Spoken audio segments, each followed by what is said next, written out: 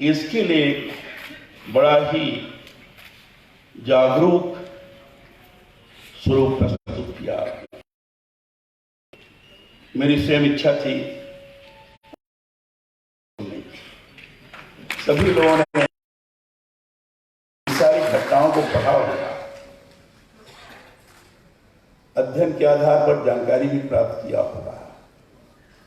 लेकिन जिस तरीके से आपने इसका विश्लेषण किया है और आज के काल में भी कितना वो समीचीन है, इसका जीवन स्वरूप प्रस्तुत किया है, मैं बार बार आपका अभिनंदन करता हूं।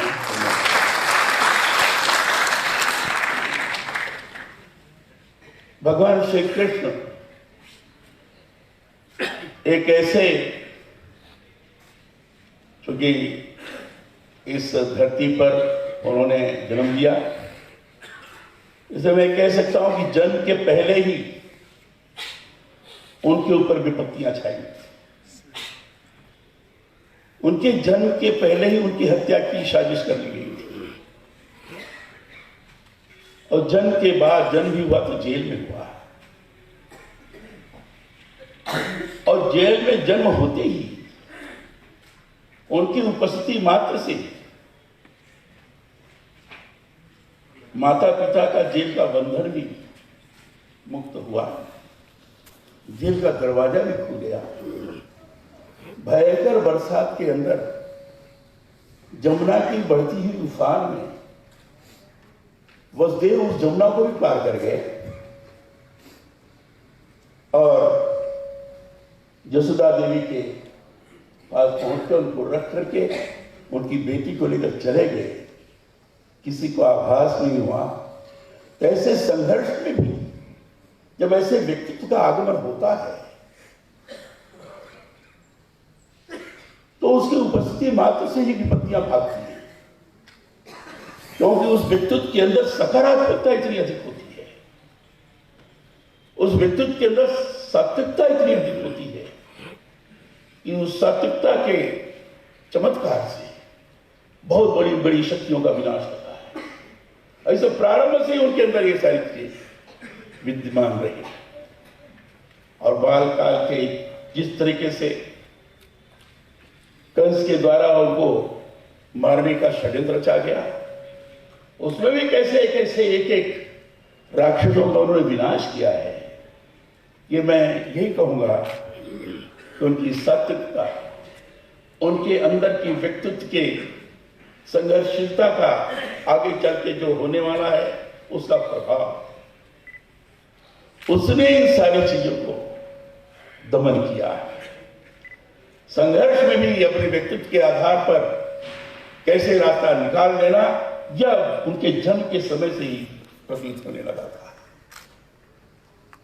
कंस को कैसे मारा, क्या किया, ये वर्णन आपने अच्छी तरह से किया है। लेकिन बाल काल में भी बाल लीलाओं का तो उन्होंने वर्णन किया है। अपने क्रीड़ा से तो लोग आकर्षित किया है। छोटे होने के पश्चात भी अनेक गोपियों को भी अपनी तरफ आकर्षित किया।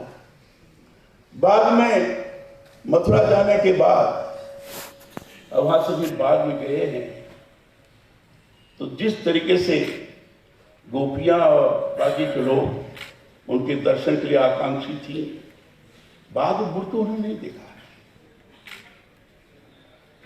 अगर मैं कहूं बहुत बड़े योगी थे तो अतिशयोक्ति नहीं होगी। एक बार तो एक तरफ तो ऐसा दृश्य कि जिसमें सभी को आकर्षित करते हुए उनके साथ जुटकर वर्णन है रासलीलाओं का कार्य किया। बाल सिखाते उनके साथ जुटकर उनको साथ में लेकर कार्य करते थे, सब कुछ था। इतना जबरदस्त लगा, लेकिन इतना जबरदस्त लगा होने के पश्चात भी जब गए तो उसका उनको कोई परिणाम नहीं हुआ।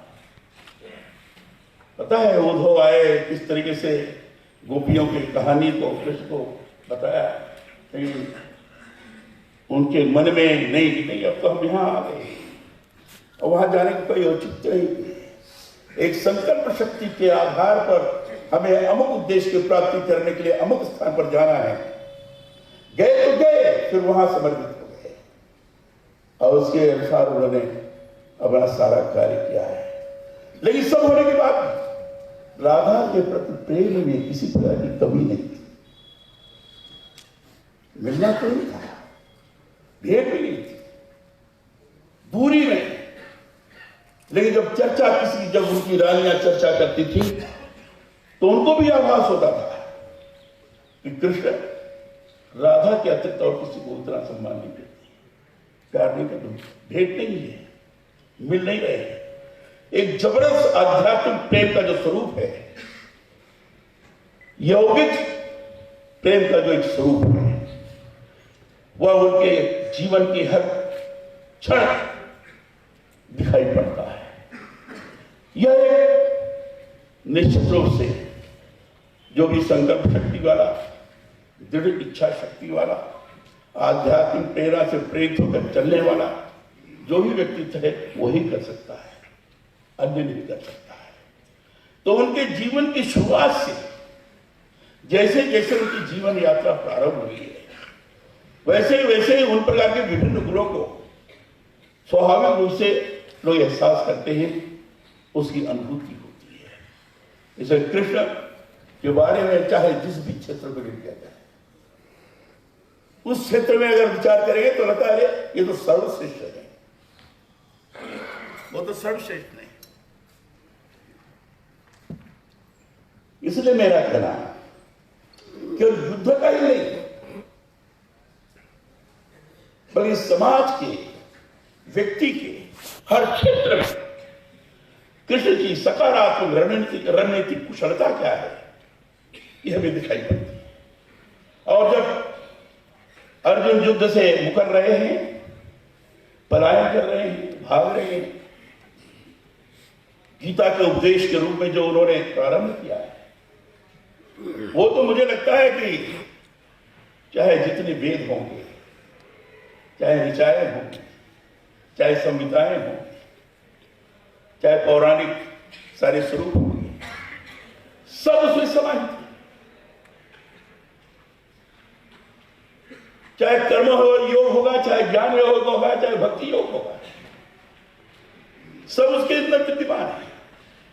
चाहे समाज की सामाजिक समस्या का प्रश्न होगा, जात बिरादरी के नाम पर लड़ती है, उन्होंने कहा कि चातुर्य वर्णन मया सृष्टम गुण दोष विभागशः। ये चतुर्वर्ण की जो वर्ण कहा है, ये जो व्यवस्था है, ये तो मेरे द्वारा सृष्टि है। उनके गुण और दोष, गुण कर्म दोष के आधार पर उसके अनुसार उसकी सर्जना करती है। जिसका जैसा जो कार्य है, कर्तव्य है, उस कर्तव्य की अपने ढंग से पूर्ति करता रहे, किसी भी प्रकार का सामाजिक विचलन नहीं होना। और इसलिए उस आधार पर सामाजिक समरसता का स्वरूप लोगों के सामने विद्यमान होता है। उन्होंने लगातार व्यक्ति कर्म करता रहे, आगे बढ़ता है।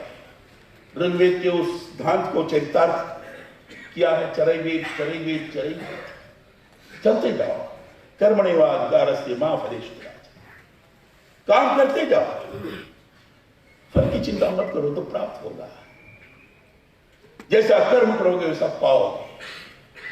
ये लगातार कृष्ण ने कहा है।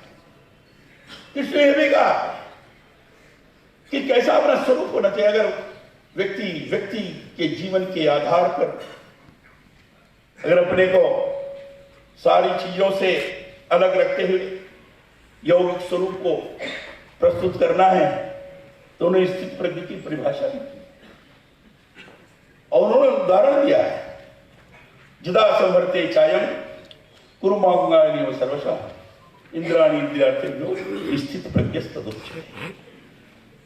जिस तरीके से कुर्म कछुआ अपने सारे अंगों को समेट लेता है और उसको लगता नहीं क्या होगा, उस पर क्या पड़ेगा, उसी ढंग से जो व्यक्ति इधर उधर की चिंताओं को छोड़कर अपने को केंद्रीभूत करता है, एक जगह अपने शक्ति को केंद्रित करता है, सारे इंद्रियों के का नियमन करता है, ऐसा व्यक्ति वो आगे बढ़ता है। ये सारी चीजें लोगों के जीवन और आत्मा का विस्तार, हमारे दृष्टिकोण का विस्तार कैसा हो। अर्जुन को समझाते हुए सारी बातें उन्होंने कही है। उन्होंने कहा भाई अगर तुम अपने धर्म का पालन करना चाहते हो तो जो तुम्हारा कर्तव्य है उसका पालन करो, वही श्रेष्ठ है। और उस धर्म को छोड़कर चलोगे, उसके अनुरूप तो ये कहा जाता है तुम उसके विमुख होकर काम कर रहे हो। वो नहीं करना है, अपने कर्तव्य का पालन करो। ये परिवार और फलां ये जितना सारी बातें जो कर रहे हो, ये तो बिल्कुल व्यामोह पैदा करता है। अब बाद में और भी उसको विस्तार का रूप जो प्रदान किया, उन्होंने कहा ब्रह्मांड परम ब्रह्म में ब्रह्मांगम ब्रह्मणावतम ब्रह्म ब्रह्म समाधि। अरे सभी तो हम ही करता है, सब कुछ तो हम ही हो, चाहे जजमान हो, चाहे पुरोहित, तो तुम ही हो, हम ही है, सब कुछ हमारा। हमें इतना विस्तार दृष्टिकोण, आत्मा का विस्तार, सबको समाहित करने का मनोभाव, अपने कर्तव्य का पालन, और कर्तव्य के पालन करते समय किन किन प्रवृत्तियों को अगर अपने मन के अंदर स्थान दोगे, क्या खाद्य पदार्थ लोगे, उसके आधार पर उस तरह की प्रवृत्तियां पैदा होगी, इसका भी वर्णन रजस सत्व रजतम का वर्णन इसी आधार पर किया हुआ है। तो इन सारी चीजों का विस्तार से गीता के अंदर कृष्ण ने देकर, चाहे व्यक्तिगत हो, व्यक्ति का हो, चाहे समाज का हो, चाहे समूह का हो, चाहे आर्थिक दृष्टिकोण हो, और उन्होंने यज्ञ के महत्व को बताते हुए कहा यज्ञात् भवति पर्जन्य पर्जन्यात् अन्नोद्भवः। यज्ञ से पानी बरसता है, पानी से अन्न का उद्भव होता है। तो अर्थशास्त्र की दृष्टि में देखें आप, तो अनेक प्रकार का वर्णन उसमें, तो कोई भी क्षेत्र उनके द्वारा नहीं छूटा है। और उसने उसका अध्ययन करते हुए, जहाँ आदरणीय बहन ने बताया पूरा भारत का और कृष्ण के रणनीतिक स्वरूप का, युद्ध के मंत्रों के आधार पर भी, विभिन्न प्रकार के अपने व्यूहरचना के आधार पर भी, विभिन्न प्रकार के अपने प्रेजेंस ऑफ माइंड के आधार पर भी, प्रत्युत्पन्न मति के आधार पर भी, कैसे कहाँ समाज नीति के आधार पर मर्यादा को स्थापित रखते हुए हम काम कर सकते हैं, इसको भी ये सारा हमारे सामने वर्णन किया है। लेकिन ये सर्वस्व चीजें इसके अंदर विद्यमान थी, और उसी आधार पर उन्होंने गीता का उपदेश दिया है। आज सही माने में जितना भी उस गीता को, गीता हमारी माँ भी है, गीता हमारा गुरु भी है, उस आधार पर अगर लेकर के हम चलते हैं तो समाज के लिए सही मार्गदर्शन भी होगा, व्यक्ति के लिए सही चिंतन होगा, चिंतन की दिशा होगी। ये सारी चीजें अगर बनती जाएंगी तो वर्तमान में समाज की सामाजिक शक्ति को भी, समाज की सामाजिक समरसता को भी, और जो हमारे संविधान के प्रेम्बल में है, सारी चीजें उसी प्रकार की, ये सारा वर्णन आज इसको हम अपने व्यवहार आचरण के माध्यम से लोगों के सामने प्रस्तुत करते हुए एक पॉजिटिव थिंकिंग की तरफ लोगों को अग्रसर कर सकते हैं, जो समाज को आगे बढ़ाने में सक्षम होगी। इतनी बात कहकर बहन जी को प्रणाम करते हुए आप सब लोगों को प्रणाम करते हुए